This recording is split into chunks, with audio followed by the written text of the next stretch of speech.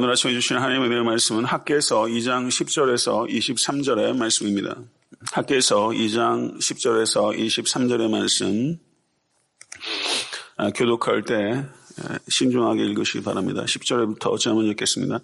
다리오 왕 제2년 아홉째 달 24일에 여호와의 말씀이 선지자 학개에게 임하니라. 이르시되 만군의 여호와가 말하노니 너는 제사장에게 율법에 대하여 물어 이르기를 사람이 옷자락에 거룩한 고기를 쌓는데 이 옷자락이 만일 떡에나 국에나 포도주에나 기름에나 다른 음식물에 닿았으면 그것이 성물이 되겠느냐 하라. 학개가 물음에 제사장들이 대답하여 이르되 아니니라 하는지라. 학개가 이르되 시체를 만져서 부정하여진 자가 만일 그것들 가운데 하나를 만지면 그것이 부정하겠느냐 하니 제사장들이 대답하여 이르되 부정하리라 하더라. 이에 학개가 대답하여 이르되 여호와의 말씀에 내 앞에서 이 백성이 그러하고 이 나라가 그러하고 그들의 손의 모든 일도 그러하고 그들이 거기에서 드리는 것도 부정하니라. 이에 원하건대 너희는 오늘부터 이전 곧 여호와의 전에 돌이 돌 위에 놓이지 아니하던 때를 기억하라. 그때 20고루 곡식 더미에 이른즉 10고루뿐이었고 포도주 틀에 50고루를 기르러 이른즉 20고루뿐이었느니라. 만군의 여호와가 말하노라. 내가 너희 손으로 지은 모든 일에 곡식을 마르게 하는 재앙과 깐부기 재앙과 우박으로 쳤으나 너희가 내게로 돌이키지 아니하였느니라. 너희는 오늘 이전을 기억하라. 아홉째 달 24일 곧 여호와의 성전 지대를 쌓던 날부터 기억하여 보라. 곡식 종자가 아직도 창고에 있느냐? 포도나무, 무화과나무, 석류나무, 감람나무에 열매가 맺지 못하였느니라. 그러나 오늘부터는 내가 너희에게 복을 주리라. 그달 24일에 여호와의 말씀이 다시 학개에게 임하니라. 이르시되 너는 유다 총독 스룹바벨에게 말하여 이르라. 내가 오늘과 하늘과 땅을 진동시킬 것이요 여러 왕국들의 보좌를 엎을 것이요 여러 나라의 세력을 멸할 것이요 그 병과들과 그 탄자를 엎드려 드리리니 말과 그 탄자가 각각 그의 동료의 칼에 엎드려지리라. 만군의 여호와가 말하노라. 스알델의 아들 내 종 스룹바벨아, 여호와가 말하노라. 그날에 내가 너를 세우고 너를 인장으로 삼으리니 이는 내가 너를 택하였음이니라. 만군의 여호와의 말이니라 하시니라. 아멘. 하나님의 말씀입니다. 네, 학개서에는 그 학개에게 하나님의 계시가 4번 임합니다. 그래서 오늘 본문의 말씀 2장 10절에 보면 되면 하나님께서 학개에게 주신 3번째 계시가 기록되어 있고요. 2장 20절에 보게 되면 4번째 계시가 기록되어 있습니다. 그런데 이 3번째 계시와 4번째 계시가 같은 날에 주어졌다는 것을 우리가 볼 수 있습니다. 10절을 보게 되면 이 계시가 임한 날이 언급되고 있는데 다리오 왕 제2년 아홉째 달 24일에 임했다. 이렇게 말하고 있는데요. 이게 주전 520년 12월 18일입니다. 두 번째 계시가 주어진 것이 2장 1절에 기록되어 있는데요. 7째 달 그 달 21일 이렇게 언급되고 있거든요. 그것이 10월 17일입니다. 그러니까 두 번째 계시가 주어진 게 10월 17일이고 세 번째 계시가 주어진 것이 12월 18일이니까 정확히 2달 뒤에 두 번째 계시가 세 번째 계시가 정확히 2달 뒤에 두 번째 계시가 있은 지 2달 뒤에 있었다. 이렇게 볼 수 있죠. 그럼 성전 재건이 언제부터 시작됐는가? 9월 21일에 시작됐습니다. 그러니까 성전 재건이 시작된 뒤로는 3달 뒤에 세 번째 계시와 네 번째 계시가 있었던 것이고 두 번째 계시가 있은 뒤 2달 후에 세 번째 계시가 있었던 것입니다. 그런데 정황적으로 볼 때 지금 그 성전 재건이 시작된 지 3달이 지났는데 눈에 띌 만한 변화들이 아직 나타나지 않은 거예요. 그러니까 백성들이 마음이 조급해지고 불안한 마음이 생긴 것입니다. 성전 재건을 시작했으니까 뭔가 급격한 변화들이 이렇게 나타나기를 기대하는 마음들이 있지 않습니까? 그런데 그렇지 않았던 거예요. 그래서 하나님께서 이 학개를 통해서 말씀을 주셔서 이스라엘 백성들의 마음을 견고하게 하시고 있는 것입니다. 하나님께서 약속하신 축복이 더디게 일어나는 것처럼 보여지니까 사람들이 의심하고 의구심을 갖게 된 것입니다. 세 번째 계시의 내용은 두 부분으로 나누어지는데요. 2장 10절부터 14절까지는 경고의 메시지가 기록되어 있고 15절부터 19절까지는 축복의 메시지가 기록되어 있습니다. 성전 재건을 시작하는 사람들에게 잘못된 신앙과 신학이 있었던 거예요. 그들은 하나님의 거룩한 성전을 자기네들이 다시 재건하는 일을 시작했기 때문에 그 일 자체 때문에 자기들이 하나님께 받아들여질 만하게 됐다. 이렇게 생각한 거예요. 그렇게 생각할 수 있죠. 성전을 짓는 일을 했기 때문에 자신이 도덕적으로 정결해져야 된다는 부분들을 간과하고 성전을 짓기 때문에 자기들에게서 자기를 살피라고 말씀하셨는데 그 부분을 간과하고 그 일 자체를 하기 때문에 자기들이 하나님께 받아들여질 만하게 됐다. 이렇게 생각하게 된 것이죠. 이것에 대해서 하나님께서는 교정하시는 겁니다. 그래서 11절과 12절을 보게 되면요. 다소 이해하기가 좀 까다로운 내용이라고 할 수 있는데 뭐라고 말하냐면요. 만군의 여호와가 말하노니 너는 제사장에게 율법에 대하여 물어 이르기를 사람이 옷자락에 거룩한 고기를 쌌는데 그 옷자락이 만일 떡에나 국에나 포도주에나 기름에나 다른 음식물에 닿았으면 그것이 성물이 되겠느냐. 이렇게 질문을 던졌어요. 그랬더니 제사장들이 뭐라고 말하냐면 아니니라 이렇게 말했죠. 거룩한 고기를 쌌던 옷자락이 다른 것에 닿으면 그게 거룩해지느냐. 다른 말로 하면 너희들이 성전을 재건하면 너희들이 그것 때문에 거룩해지느냐. 이 질문 아니겠어요? 신학적 질문을 지금 던지고 있는 겁니다. 학계가 그 다음에 13절에 다시 물어요. 시체를 만져서 부정하여진 자가 만일 그것들 가운데 하나를 만지면 그것이 부정하여지겠느냐. 그랬더니 그때는 제사장들이 부정해진다 이렇게 말을 했습니다.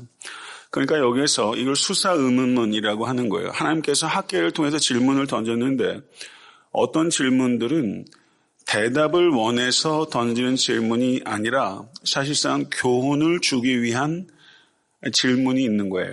그것을 수사의문문이라고 그래요. 질문의 의도는 대답을 원하는 게 아니라 더욱더 강력한 가르침을 던지기 위한 질문이에요. 그래서 가르치는 자는 질문을 던지는 것이 굉장히 중요합니다. 예수님께서도 서기관들과 바리새인들과 대답했을 때 카운터 퀘스천을 계속 던지셨어요. 되받아 치시면서 질문을 던지셨거든요. 교육적으로 질문을 던지는 것은 굉장히 중요하고 효과적인 교육 방법 중에 하나입니다. 그래서 피질문자, 질문을 받는 사람이 더 깊이 생각하게 하고 그리고 그 질문에 참여하도록 하게 하는 그런 교육적인 효과가 있는 것이죠. 그래서 우리가 질문을 딱 들어오면 이 사람이 어디 있는지를 알아요. 학생들이 질문을 던지는 걸 봐도 이게 질문을 하는 건지 자기 아는 거 자랑하는 건지 알아요. 질문을 던지면서 공공의 유익을 생각해서 질문을 던지는 학생들도 있어요. 질문을 던지는 거 보면 어디 있는지 압니다. 그리고 성경 텍스트를 볼 때도 텍스트와 내가 인터랙션을 하는 거예요. 그래서 성경 텍스트를 읽을 때 질문을 던지고 스스로 텍스트 안에서 찾는 이와 같은 능동적인 읽기가 되죠. 그래서 저는 우리 성도님들께서는 말할 것도 없고 우리 자녀들이 좋은 질문을 던질 줄 아는 사람. 좋은 질문이 던져지게 되면 문제가 한 반쯤은 풀린 거예요. 그래서 이렇게 좋은 질문을 던질 줄 아는 그런 사색하는 신앙 저는 굉장히 중요하다고 생각합니다. 여기에서 질문의 핵심은요. 거룩함은 전달되지 않는데 부정함은 매우 빠르게 전달된다는 거예요. 거룩함은 이전되지 않습니다. 그런데 부정함은 매우 빠르게 전달돼요. 그래서 백성들이 짓는 이 도덕적 죄, 이 죄가 제물과 제사를 여호와께서 받지 못하시게끔 그것을 더럽힌다. 이렇게 이야기를 하고 있는 것이죠. 성전을 건축하는 일들을 가지고 예배드리는 백성이 저절로 거룩해지는 것이 아니라 아무리 성전을 지어도 그들의 도덕적 삶이 변화되지 않으면 이 성전, 그들이 읽는 성경 그리고 예배조차도 온전하게 하나님께서 용납하실 수 없다. 이렇게 이야기를 하는 것이죠. 순종함이 있어야 하나님께서 그들의 예배를 받으신다. 이렇게 이야기할 수 있는 겁니다. 그래서 15절의 말씀을 한번 보시죠. 이제 원하건대 너희는 오늘부터 이전 곧 여호와의 전에 돌이 돌 위에 놓이지 아니하던 때를 기억하라. 거기 기억하라는 말이 있습니다. 18절을 보시게 되면 너희는 오늘 이전을 기억하라. 아홉째 달 24일 곧 여호와의 성전 지대를 쌓던 날부터 기억하여 보라. 이렇게 말하고 있습니다. 신앙은 기억하는 거예요.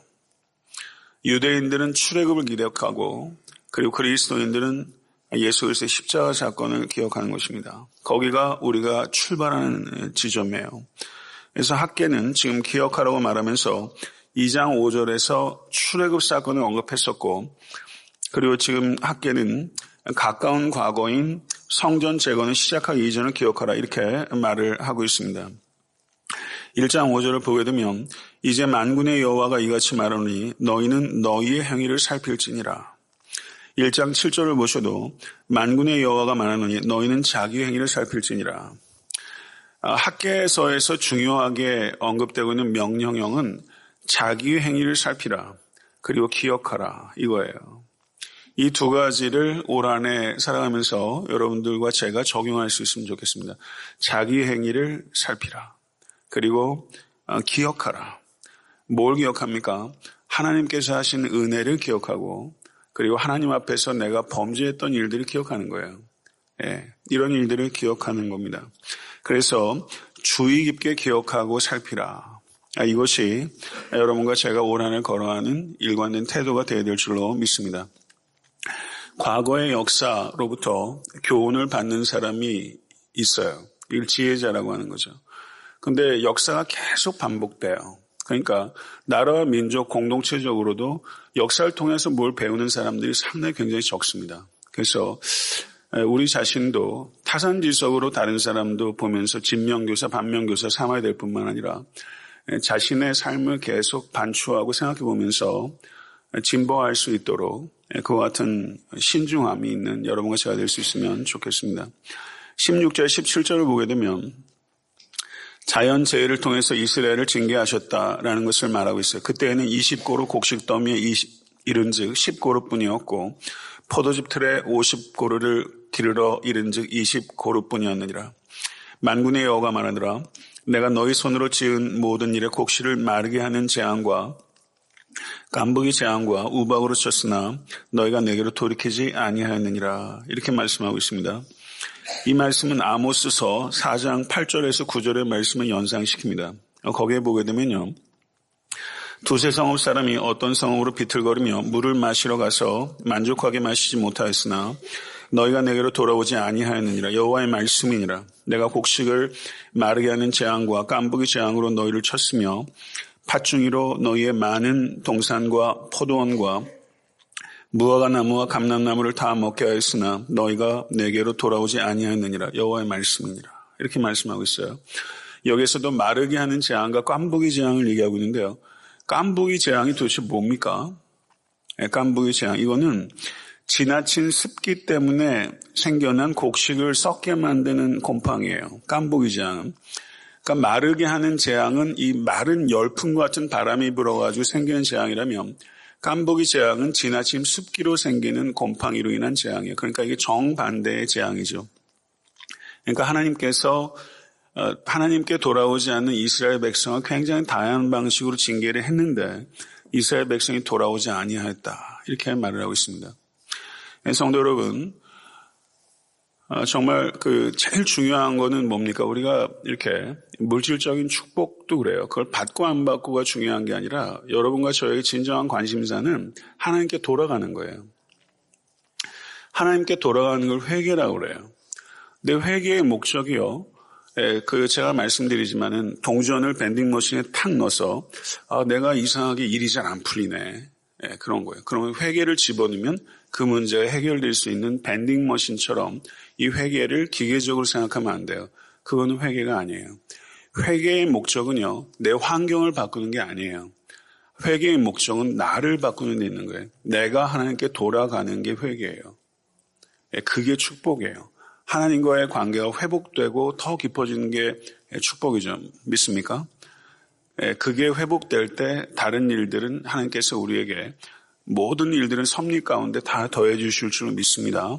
그래서 여러분과 제가 올 한 해 살아가면서 정말 주된 문제는 아까 제가 기도 가운데 말씀드렸지만 이 풍요로움의 위험을 여러분들이 이해하셔야 돼요. 가난이 가져다주는 위험 참 어렵습니다. 배고픈 어려움을 안 겪어본 사람 사실 몰라요. 제가 뭘 알겠어요. 6.25를 지나면서 그 어려운 보릿고개 넘으신 어르신들이 겪었던 배고픔을 제가 어떻게 알겠어요. 그거 참 서러운 걸 거란 말이죠. 그렇지만 가난이 주는 위험이 매우 치명적이지만 풍요로움이 가져다주는 위험은 그거보다 더 교묘하고 치명적일 수 있다는 걸 생각하시고 어느 쪽에도 요동하지 마시고 올 한 해 여러분과 제가 죄에 대해서 더 민감해질 수 있기 위해서 기도하시고 그리고 깨달은 죄에 대해서 하나님 앞에 정말 죄를 뒤집어쓰고 통회하는 마음을 갖고 죄와 멀리할 수 있고 하나님께로 돌이킬 수 있는 일들에 집중하시고 그래서 회개가 더욱더 깊어질 수 있기를 간절히 바랍니다. 이 회개는요. 자기 비하가 아니라 self-awareness입니다. 자기를 아는 거예요. 그래서 높은 수준의 영성으로 들어가면 들어갈수록 죄에 대해서 민감해집니다. 그래서 죄를 떠나는 기쁨을 정말 맛보시는 여러분과 제가 될 수 있길 간절히 바라요. 아멘. 19절 말씀을 보십시오. 그러나 오늘부터는 내가 너희에게 복을 주리라. 그러나가 있잖아요. 반전이 있잖아요. 올 한 해 성도님들의 삶 가운데 이 일이 경험될 수 있게 되길 바랍니다. 그러나 오늘부터는 내가 너희에게 복을 주리라. 아멘. 지금 이스라엘 백성들이 씨앗을 뿌렸어요. 그런데 추수가 이를 때까지는 시간이 있잖아요. 그러면서 지금 이제 힘든 거예요. 성전 재건이 시작됐는데 씨가 뿌려진 거죠. 그런데 뭔가 추수할 때까지 시간이 있어요. 그러니까 사람들이 자꾸 요동해요. 그 마음이 씨를 뿌리면 곧바로 뭘 거둬야 돼요. 또 요즘 시대 같으면 더 인스턴트 시대고 믿음의 수고와 해선의 고통 이런 것들을 잘 안 하려고 그래요. 우리가 참 중요한 거는 복을 받는 일들도 중요하지만 복을 받을 만한 그릇으로 정결해지는 일도 그 이상으로 중요하다는 걸 기억하실 수 있게 되기를 간절히 바랍니다. 오늘 올 한 해를 살아가면서 예수께서 그런 말씀하셨어요. 나는 너희에게 이르노니 너희 눈을 들어 밭을 보라. 희어져 추수하게 되었도다. 거두는 자가 이미 삭도 받고 영생에 이르는 열매를 모으리니 이는 뿌리는 자와 거두는 자가 함께 즐거워하게 하려 함이라. 그런즉 한 사람이 심고 다른 사람이 거둔다는 말이 옳도다. 내가 너희로 노력하지 아니한 것을 거두러 보내었느니 다른 사람들은 노력하였고 너희는 그들이 노력한 것에 참여하였느니라. 내가 심은 것을 누군가가 거두기도 하고 누군가가 심은 것을 내가 거두기도 합니다. 맞습니까? 내가 심었다고 내가 꼭 거두려고 할 때 집착하게 되고 어려움을 겪어요. 저는 목회를 하면서 저는 제가 심는 일들을 하잖아요, 우리가. 그런데 제가 은퇴하기 전에 다 거둘 거라고 생각하면 항상 무리수가 생겨요.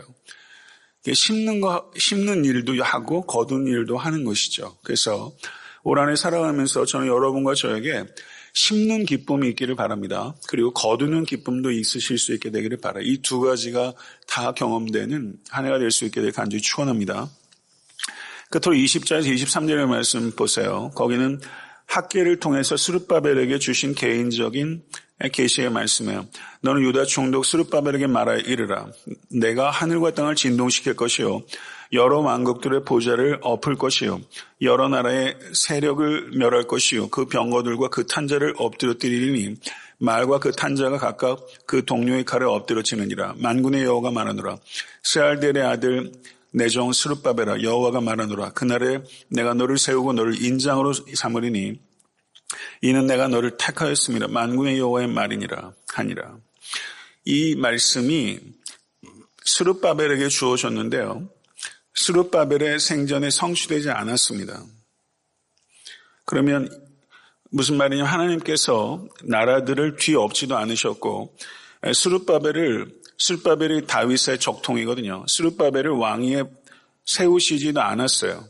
그러니까 문자적으로 이 말은 스룹바벨에게 성취되지 않았어요. 그러면 이 예언은 실패한 것인가? 이런 질문을 하게 되죠. 재건된 성전 이전 성전의 영광보다 클 것이다. 그렇게 얘기했습니다. 학계에서. 그런데 그 재건된 성전이 예표하는 바는 누구예요? 새 성전이신 예수 그리스도입니다. 지금 학계에서 2장 20절에서 23절에서 얘기하는 이 스룹바벨에 주어진 이 예언은 스룹바벨에게 성취된 것이 아니라 다윗의 후손이요 스룹바벨이 정말 예표하는 예수 그리스도를 통해서 성취된 거예요. 마태복음 11장 12절 16절을 보게 되면 바벨론으로 사로잡혀간 후에 여구냐는 스알디엘을 낳고 스알디엘은 스룹바벨을 낳고 스룹바벨은 아비웃을 낳고 쭉 연결되다가 야곱은 마리아의 남편 요셉을 낳았으니 마리아에게서 그리스도라 칭하는 예수가 나시니라. 아멘. 예수 그리스도의 족보를 얘기하면서 거기에 스룹바벨을 얘기하죠. 지금 학계를 통해서 스룹바벨에 임한 이 예언은 예수 그리스도를 통해서 성취된 거예요. 예수 그리스도께서 스룹바벨의 자손으로 오셔서 모든 예언의 말씀을 성취하셨습니다. 예수 그리스도께서 모든 구약의 말씀을 성취하십니다. 그리고 예수께서 하신 말씀들 가운데 아직 성취되지 않은 것들은 성취되고 있고 예수께서 이 땅에 오실 때 온전히 성취되게 될 줄로 믿습니다. 예수는 스룹바벨이 예표하는 바 만왕의 왕이십니다.